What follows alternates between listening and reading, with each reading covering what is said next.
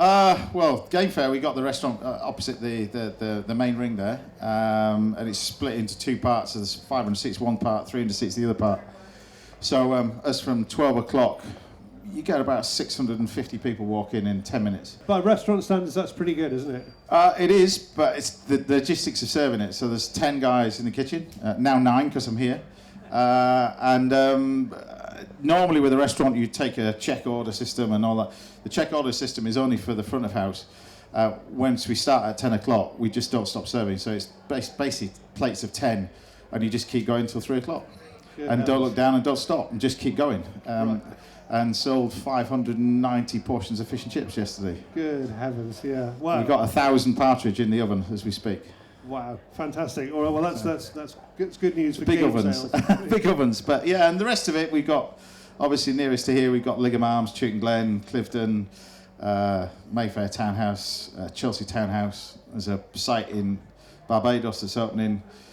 And we got about sort of 30 fast food restaurants all the way from India to the UK. Yeah, I had a sandwich at James Martin Kitchen the other, not at James Martin Manchester, unfortunately. It was James Martin Kitchen, but it was very, very good. Well, we've replicated those. We've got 12 of those sites in India now, so they're doing really well. That's marvellous. Yeah, your time of life, you should be developing a Caribbean habit, you know that. My time of life, I should be just chilling out, but it's no, the Caribbean, it was the same owner. So the guy who owns Chewton Glen and Ligham Arms, and he owns a big site on the west coast of Barbados, and we seem to have done okay with the rest of it, so he's offered me that site as another one in the portfolio. So it's just gradually building up the portfolio, but it's doing something different. When I was younger, I set up a little business called the Hotel de Van, and we set that up when I was only 20, and then set up another business, sold it again, and I vowed that this time was going to be my last time. So That's it. So I'm out this time, but yeah. That's it. That's brilliant. We of course know you from the telly. So are you doing telly work at the moment? Apparently it's on now. I've got no idea which show is on. ITV, we block record sort of 4 shows, and usually, obviously the Olympics are on at the moment, but when we film at the end of August, and we film 4 shows at a time. So we do a set-up day on a Monday, Tuesday, Wednesday, Thursday, Friday, and then I get my garage back, because we actually film it in my garage. Aren't you? Yeah. A lot of people think we film it in the house. It's actually filmed in my garage, and then we wheel the cars out, bring the camera guys in, film it, and then put the cars back in Friday night and get my house back. Fantastic. Friday night, but it works. Yeah, brilliant. Works. Right, and you've got a book out, Potato. Oh yes, like the new one's cheese actually. The new one's out until September. Yeah, it's book 36.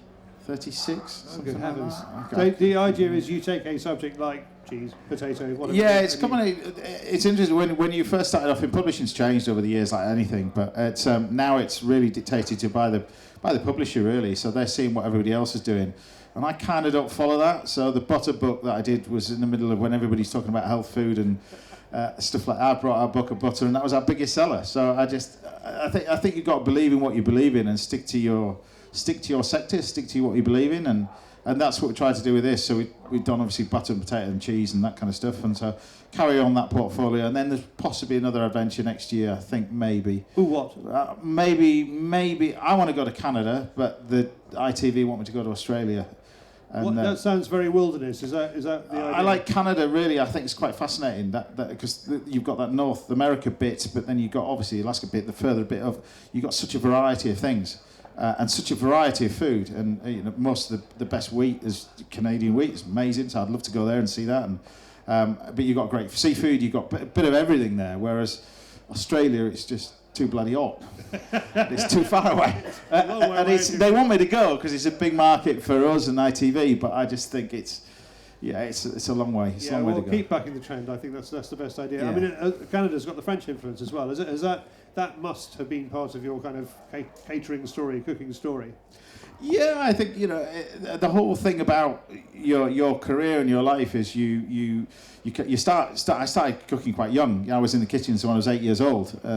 Professional kitchens when I was 10. It's all I've ever wanted to do. So you kind of follow that routine, and I think television. I got dragged into it via the Hotel de Van, but then I got dragged into it more with the BBC, and I think having sort of a reset, and by leaving that and then sort of resetting and go to ITV, ITV were the first people in 30 years that said, what do you want to do? Really? And that's when I sat in a meeting. I said, look, I'd love to go back to where I used to work in France. I used to work in a place called, it was a Hotel de Plaisance. It was a 2-star Michelin in Saint-Emilion.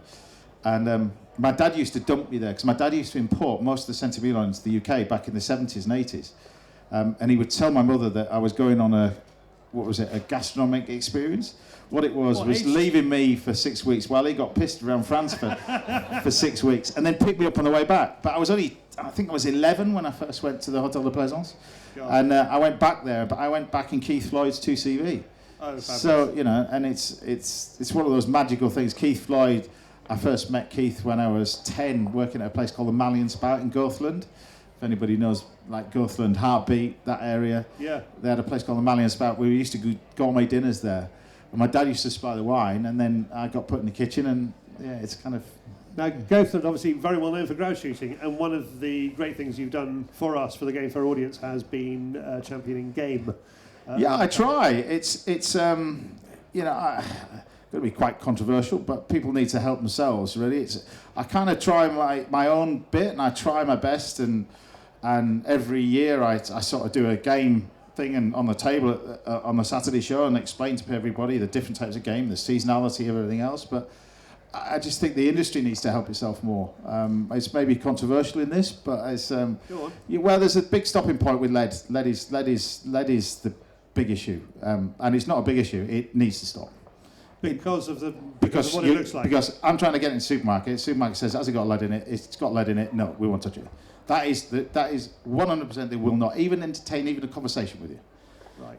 So you need to go back to thinking, right, well, how can I get this into the food chain?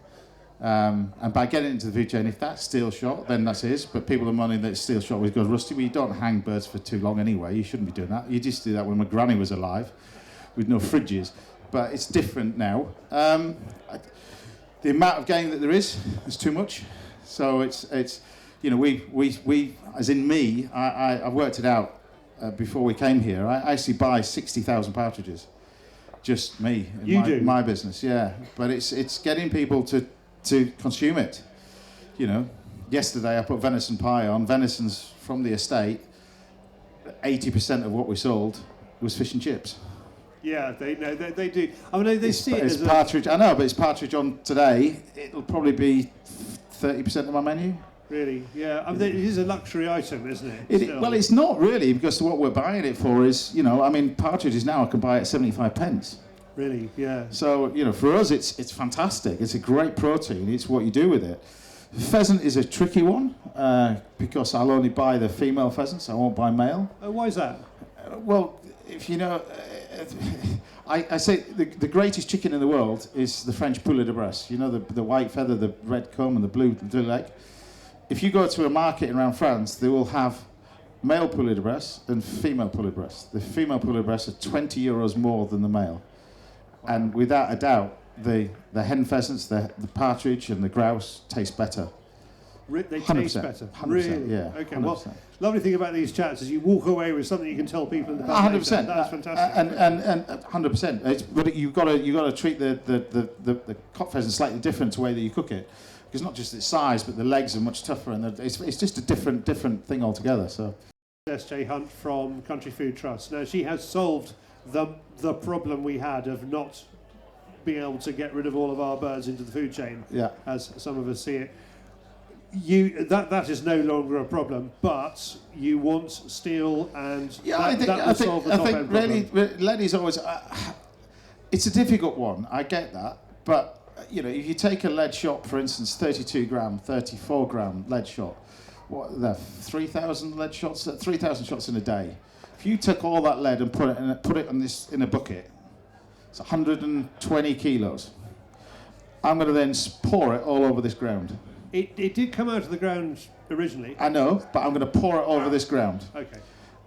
And then I'm going to let sheep on it and then eat it. But I'll tell you another way of doing it. You come to my restaurant and I'm going to give you 3 pellets and open your mouth before I give you any food, and you're going to swallow 3 pellets of lead.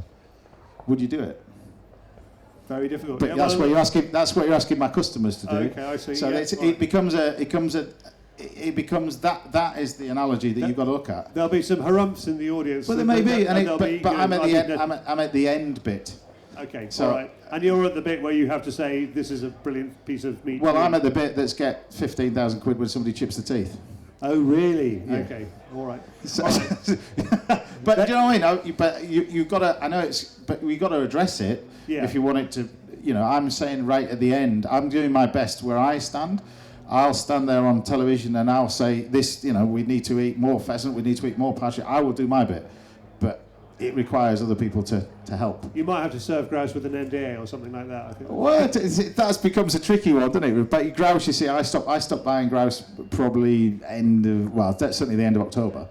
So I don't buy it after that. Right. But then you've got these other things. So the modern technology now, we've got these -80 freezers that we use. So we actually... What are those? These -80 freezers is the way that the Japanese look at their tuna. So what they do with tuna is they take it and they put it at -80.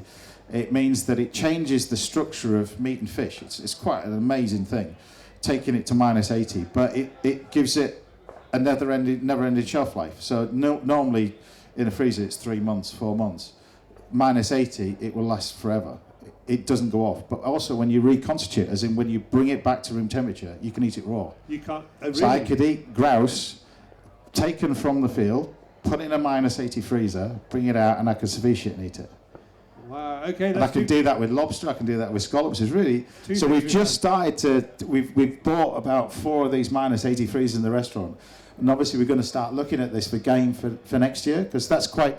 It's also quite tricky, because obviously you're then left with the legs. What do you do with the legs of a grouse?